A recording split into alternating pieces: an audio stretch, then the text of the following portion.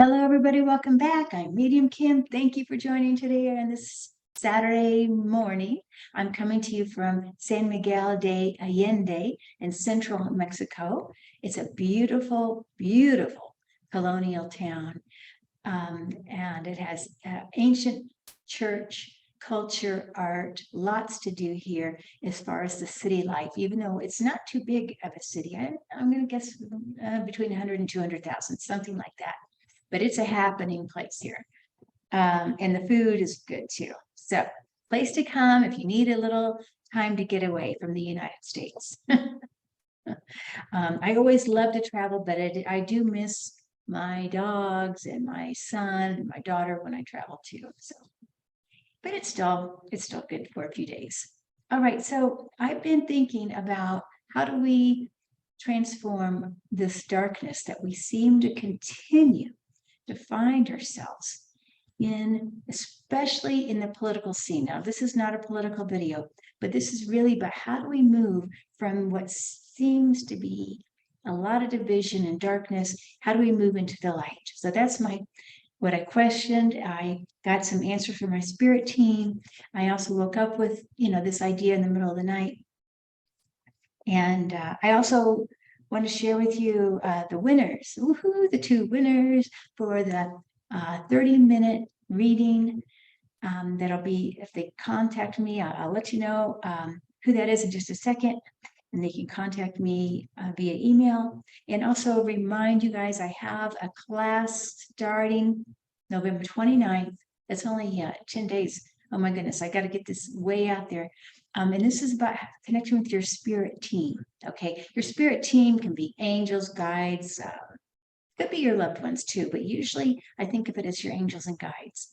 Okay, and they can be coming in many, many forms. Okay, could be animals, could be galactic angels, could be everyday angels, could be your guides. So we're going to work with this coming up the end of this month, and it'll be for 4 weeks.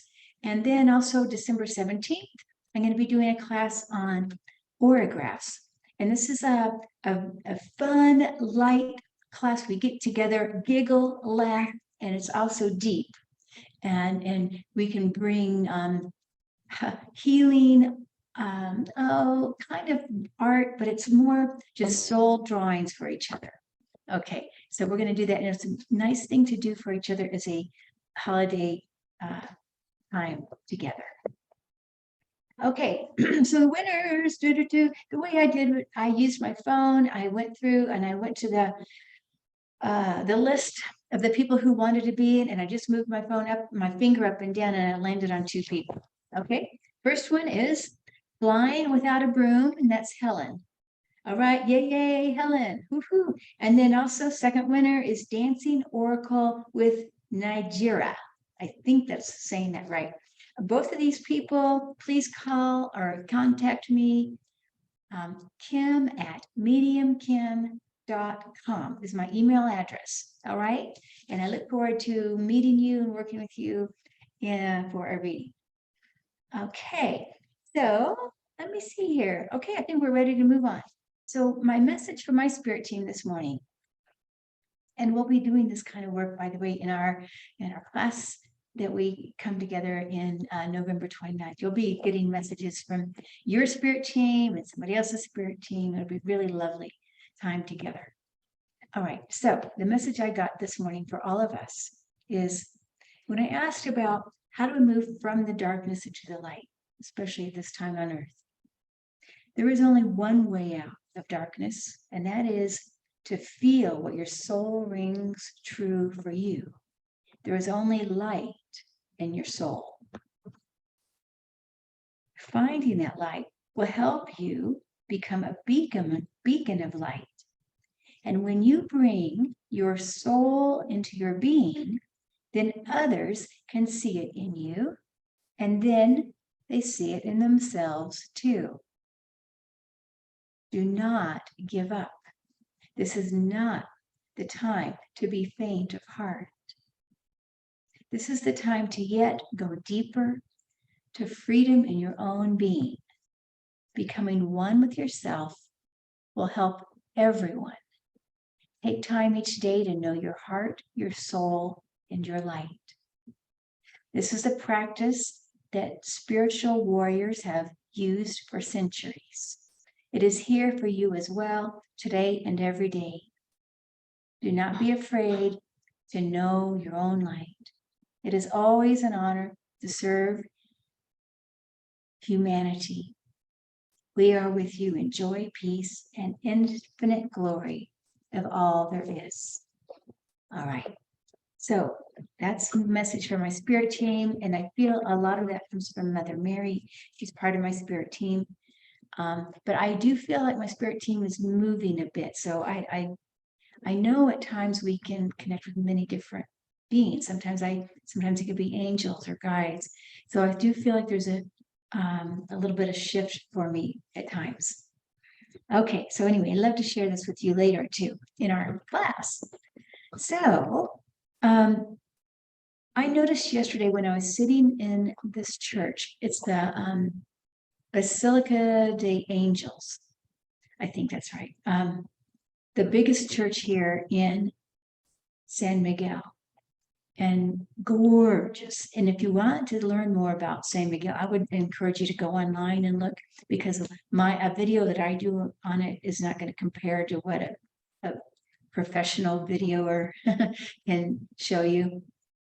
But it is pretty amazing, the church. Bells ringing, and then there's sometimes there's recordings of chanting.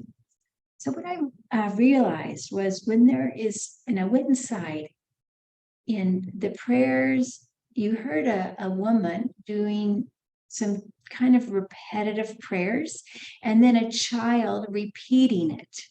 Okay, so I'm sure this is how we get into a little bit of a trance state, right? We get into an altered state of consciousness when we hear and say and feel the words over and over.